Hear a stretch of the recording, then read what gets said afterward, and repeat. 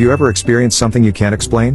1. Yes, after my father died suddenly I had to clean out his place and dispose of any of his things that we didn't want to keep. In his things was his cell phone. I got all the contacts out of it and then turned the phone off for the last time and put it in a drawer in my office. I spent that first week sort of in shock and planning for the funeral and settling his estate. At one point I had wondered why I hadn't felt that he was around me. About 5 minutes later my phone rang. Caller ID showed it was my dad calling from his cell phone number. What? Exclamation mark. I just sat there in shock for a couple of rings trying to process it. I answered the phone and there was nobody there. I rushed from my house to my office and his phone was still in the drawer and still turned off. It was a couple days later and I was still trying to understand what happened. I finally mentioned it to my stepmother, my father's second wife, and she said she got a similar call at the same time on the same day. Too crazy. Hard to explain.